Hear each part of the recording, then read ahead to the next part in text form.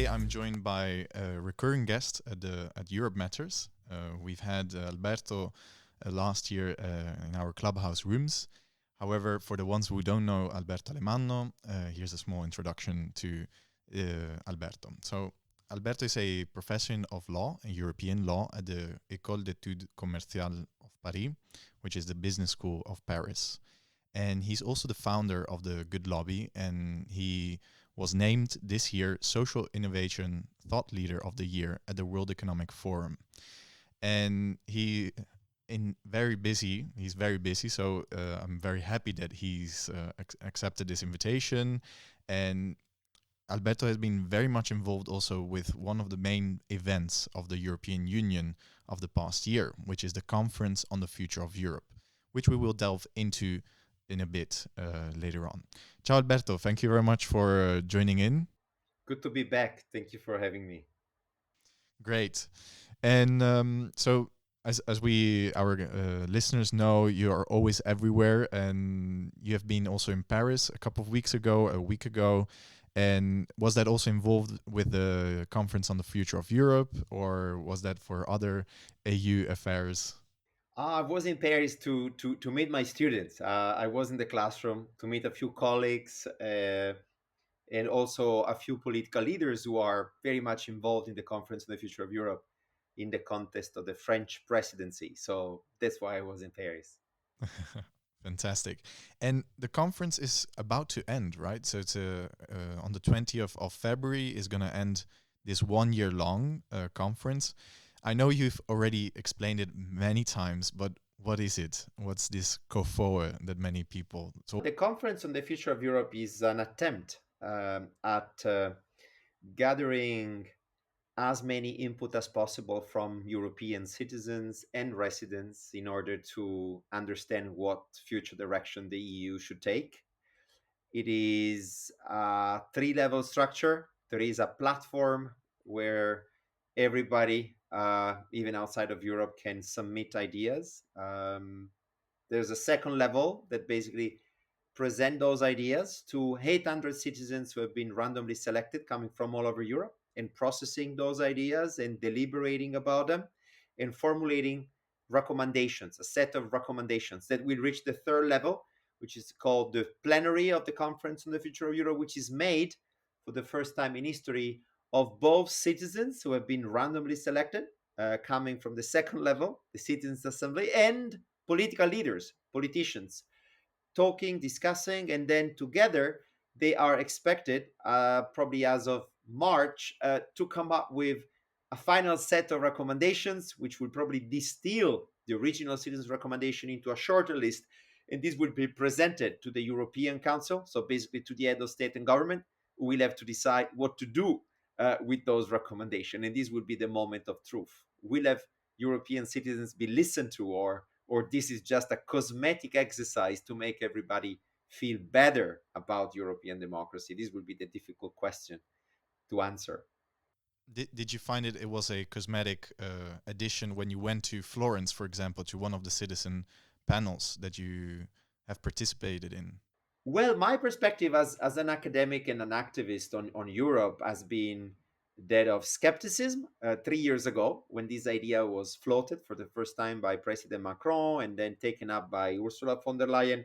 I wrote a Guardian piece, very critical, saying, "Well, you're not going to make Europe from top down, right? You need to flip the logic. We need to have citizens setting the agenda and framing the exercise." And then, because of COVID, there was a major delay, and the institutions have been doing their homework, and the old logic, I think, has been improving over time. So I was in Florence as an expert, as an observer to the process, guaranteeing the quality of the procedure. And I must say, I felt something magic. It was extraordinary for somebody like me who has been in European affairs, European studies for over 20 years, to spend time with citizens who come from all over Europe, uh, belonging to different socioeconomics. Some people had a university degree. Most of them they didn't, because they reflect supposedly the diversity we have in our society. And this group was much more diverse, real, and incredibly committed to finally have the chance to say what they expect from Europe, from their political leaders. And this is an incredible experience that I really hope will turn into major follow-up processes in the future. My dream would be, and that's what I'm working on with my academic hat, but also with that of an advocate, towards the institutionalization of citizens' assembly. So to imagine that as of 2023, not only the parliament, the council, and the commission will be our decision makers, but they will also be assisted by a permanent citizens' assembly made of European residents, advising European leaders on what is felt on the ground, what is like to be Europe, what is the European life, what is the direction that citizens expect the EU to take. And this humanization of Europe might actually occur by relying on this form of deliberative democracy that we are experimenting now through the Conference of the Future of Europe. And this, so it becomes a kind of a participatory way of having a democracy, right? So it's more, in certain ways, Europe, as you often advocate for, is that Europe is more democratic than it looks like, right? So this participatory action, do you think that this, from what you just said, right, can also lay the basis for new ways of having a more democratic Europe? Well, democracy is not something static, right? Is a sum of practices that take place in a particular historical moment and they keep evolving. So if you look at democracy through that lens, it's pretty clear that current practices of representative democracy are no longer able to do their job. That means to represent people in an inclusive way so that government will respond to those desiderata, to those preferences. So we need to reinvent democracy, and Europe is very well placed to become what Calypso Nicolaides and I have recently called uh, uh, citizens' Europe power. This idea that Europe has to become a power, a strategic power, thanks to the citizens' input. And the way to do so is to allow Europe to experiment much more new democratic practices, including, but not exclusively, deliberative democracy, meaning having citizens who are randomly selected, ordinary citizens, for a short period of time through sortation to provide advice to policymakers. I think this, based on the current literature, we know could have a disrupting effect on the political class. It will increase accountability on what decision makers do and will also create much more responsiveness between the system of government and citizens' expectation. But there are many other approaches, as you know, or those who had the chance to read my work around citizen lobbying. We also have the possibility as citizens to provide input into day-to-day decision making by filing petitions, taking part to consultations, writing letters to our political leaders, trying to meet them. And citizen lobbying, together with citizens assembly, can together improve the state of democracy. There is also one that I could also mention, which is called participatory budgeting. So why don't we get more citizens involved in the decision on how we allocate and use public funds? So Next Generation EU is this mega project emerging out of the COVID pandemic, and citizens have no voice whatsoever. It was a very much top-down process in which the national plan, which each government to put forward in order to get a green light from the Commission and the Council, were really much done in the ministries of European capitals. Why not to open up to citizens at least a percentage of those funds in the same way the city of Paris, the city of Berlin, the city of Madrid are doing now, where 20-30% of the annual budget is allocated based on the preferences that citizens who show up are giving. So we need more cycle path, we need more schools, we need to fix some infrastructure that exists in a particular city. These approaches are probably the future of democracy, and Europe can become a champion of those by setting the standard for many other regions of the world. They still look at Europe as a champion, despite all its limitations of democratic dynamics. Yeah, because so this is a possible option, right? But at the same time, you also mentioned petitions, just so that our listeners know what is out there. A petition at the European Parliament, right? You can petition something if you have around 1 million signatures. Is that correct? Yes, the European Union has, based on my own research, over the years provided so many opportunities of participation which are not necessarily well developed at the national level. So, for instance, every time the European Union proposes a new initiative, it might be a policy, it might be a white paper, it might be just an idea on moving into a particular space, is subject to an obligation to open up for consultation. That means that each of us can actually contribute to that. No other European country has the same level of consultation. Another instrument you mentioned is the petition. So if there's something you want to draw the attention to the European Union, you can actually file a little form, fill up a form on the petition webpage, which is quite user friendly. It looks like Facebook in a way, with less pictures, and you actually draw the attention of the European Parliament on that problem. And this is powerful. It's a one-stop shop for any problem you might actually have to draw the attention of your policymakers. And then finally, there is the European Citizen Initiative, which is a transnational instrument of democracy, allowing 7 European citizens, so you and your friends coming from other countries, you can come together, register this, and say, hey, we expect the European Union to do more on climate. We expect the European Union to avoid gender pay gap because women continue to be paid less than men. They should do more. So your ideas would become this petition, and if you manage to collect 1 million signature, well, then the European institutions are expected to respond to you. All those avenues of participation, they look great on paper, but they are little known, very few people know, and very few people use it. So what Europe would look like if all these avenues of participation had been used more. And this is a bit my research team at the moment. Over the last 10 years, I've been writing books, articles, trying to figuring out how Europe would look like if citizens had the opportunity in their daily life to actually engage with decision makers, not only at the local level and national, but also at the European level. And this is the kind of culture we are trying to foster with my organization, with the Good Lobby. But there's a broader ecosystem of democratic, pro democracy organization, including your own media outlet, that really try to foster this dynamic. Yes. And so you're always very hopeful in the ways of Europe is changing and it's going towards. And one of the things that you also mentioned at the beginning was skepticism towards this conference on the future of Europe. And a year ago, in our clubhouse room that we had, you were also quite skeptical, hopeful still, but also skeptical because when the panel, the digital platform arrived, opened up in May of last year, it didn't look like it was something that very appealing or at least people would access to.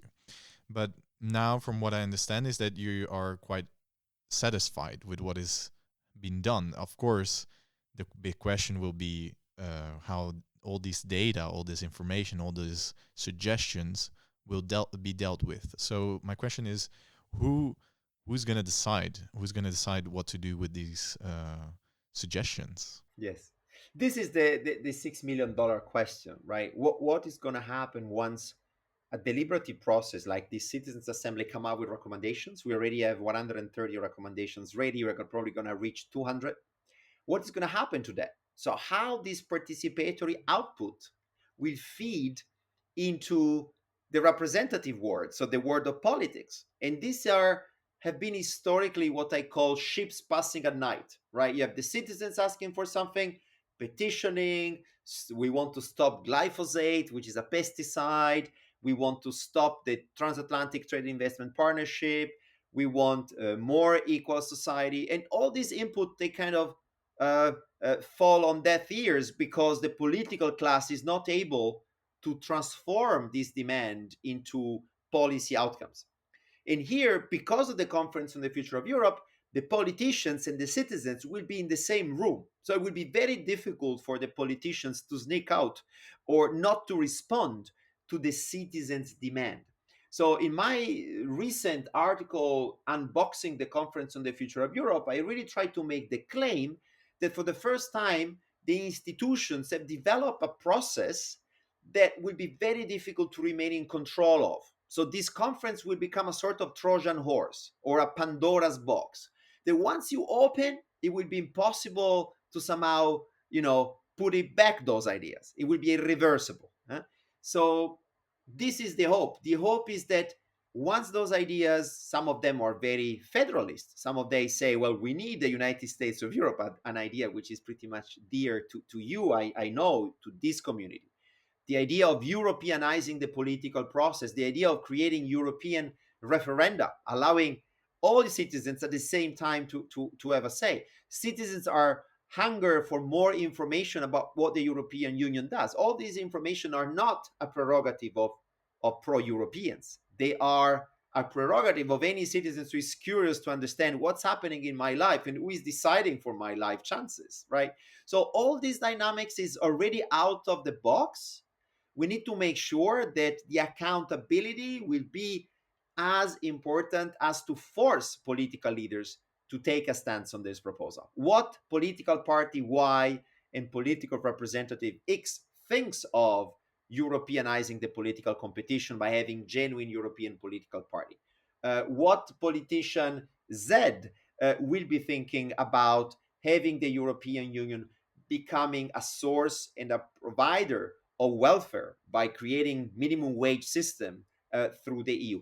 All these ideas now are out there, and in my interpretation, and that's the source of my optimism, will remain out there. It will be impossible to put them back in the back in the box. I often talk about the genie. You have this beautiful lamp. You play around. The genie's out. How you put the genie back into the lamp? I don't think it would be possible, and this will be probably a long-term process. It will take a while, but in 2024 we're going to have new elections of the parliament in Europe, and those ideas will still be there and will be feeding and shaping the political programs across 27 countries all at the same time. It's incredible. And what one of the things was that the initial plan was would be 2 years, right? The conference, it would last for 2 years long. However, due to the COVID pandemic, it became one or less than one, more 10 months. And there was a huge effort from all the three main institutions: the European Parliament, the European Commission, and the European Council.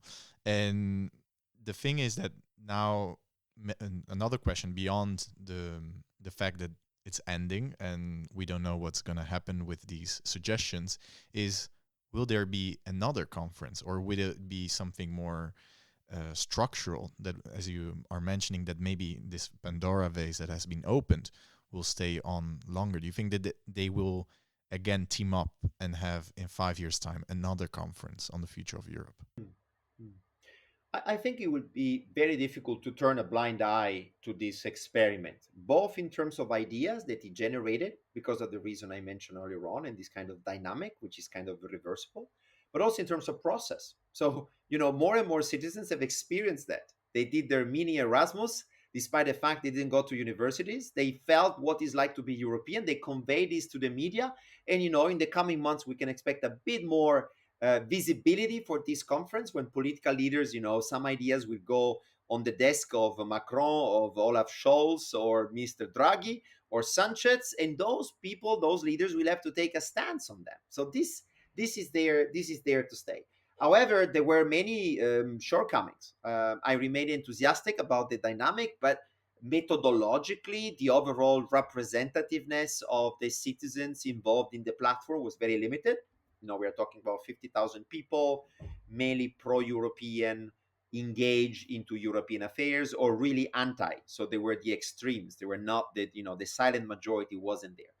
The citizens who have been randomly selected, they were quite representative of society, but there were a few gaps, right? There were no disabled people. There were not really minority groups there. And all this weaken a little bit the legitimacy of the process, and this has to be improved. And finally, the quality of the deliberation was not extraordinary. Why? Because how do you make sure all these ordinary citizens were never had the chance to, most of them, to leave from their city, from their country in a mobile European Union, were expected to engage with people coming from another country through through a person-to-person interpretation, right? Some of them, they were looking at me like, it feels weird. It felt weird on me, but I had the experience to do it a few years, and now they are perfectly fit for the job. But it took them a while to get into this dynamic. So the quality of deliberation was poorer than if we had the experiment in one language, in one country, in a more homogeneous, culturally homogeneous group.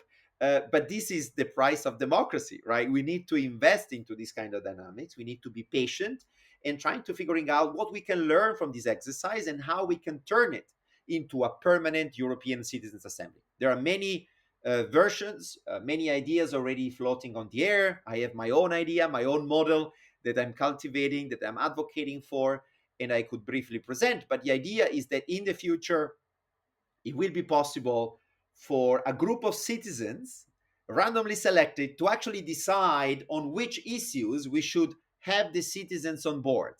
So it would be the citizens themselves every 2 years to say, well, we need to have a major conversation on the cost of carbon. We need to have a major conversation on rethinking about the common agricultural policy.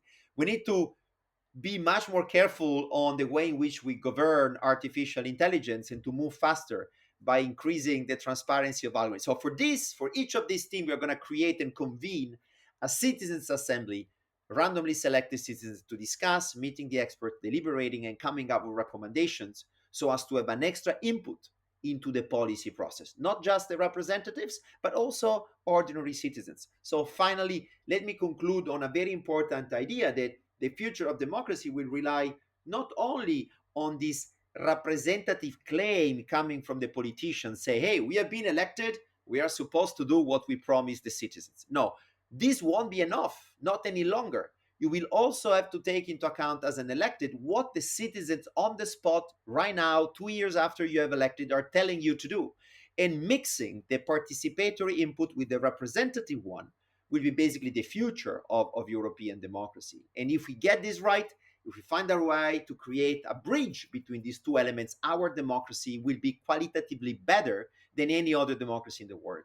That goes very much in line with why you created the Good Lobby, which is this organization that shows that lobbying is not only for big corporations, these big mean corporations that take it all, and a lot of people are against for. And you're also through your talks and everything else, you really foster understanding of these other ways of influencing policymakers. And you just before our interview, you talked that you are opening also maybe a third office in Europe, and I was wondering, are you also working outside of Europe? Yes, I think the intuition there is to make sure that access to power, access to those who take decisions, is equalized. So we have to make sure that everybody, not only those with resources, not only those who have a greater voice, not only those who have networks, do meet the political leaders, because political leaders are elected to listen and to take into account all interests. And the best way to do so is through lobbying, which for me is a synonym of participation. So lobbying is participation, right? Democracy needs lobbyists, needs people who want to influence the democratic process, because first of all, lobbying is a way to provide information, data that decision makers, people who have been recruited, to govern us in the administration, cannot know everything, right? They are not omniscient, so they need to get the data from the industries, but also from the people and communities affected by those decisions. But then lobbying is also a legitimizer, because the more interested are in the room and seated around the table, the closest the decision we take will be to the public interest. This dynamic is not European only, and I'm coming to your question. It's something that is felt in Latin America at the moment, where you can see also an erosion of democratic values. Is also felt in Asia. Is felt certainly in North America, where we have the most advanced conversation on what a democracy should be and should look like today in such a polarized society in which everything becomes political, at least in electoral terms. So yes, we are trying to engage with Brazil, we are engaging with Canadian partners, we are engaging with Japanese authorities already for quite some time. and the same is true for the US. Unfortunately, a bit less with Africa, a mysterious continent when it comes to democratic dynamics. But with the northern part of Africa, we have some relationship both in Tunisia, in Morocco, and our global community, which is basically a community pushing for demystifying, as you said, and democratizing lobbying. We are trying to push for this idea that we need to equalize access to power. We need to create more opportunities to influence decision makers. We shouldn't be afraid of more or too much lobbying. We should be afraid of lobbying by the few, which is basically the status quo. Only a few people getting access and not all the others. Fantastic. And with this, I'd like to thank you for your time and for your wonderful way of explaining the beauty and also the challenges of participating in a democracy and the ways that are possible. And for the people that are interested, check the goodlobby.au website to learn a little bit more what they're doing in your country or outside. And if you have other things to share, Alberto, just before we leave, you can give a shout out. Yeah, I really hope more and more of you will take the time to lobby for good.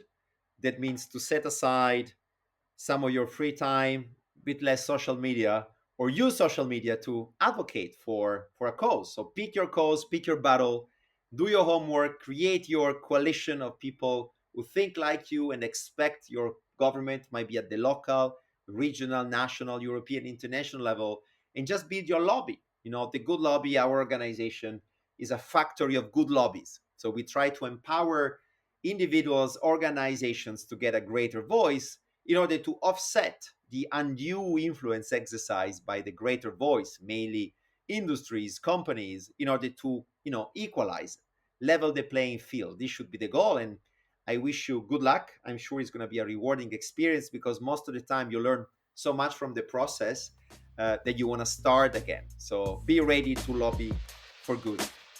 Grazie, Alberto. Thank you. Grazie, Paolo. Thank you all for listening to this episode of Europe Matters. Special thanks goes to my assistant producer, Antonio Mattesini.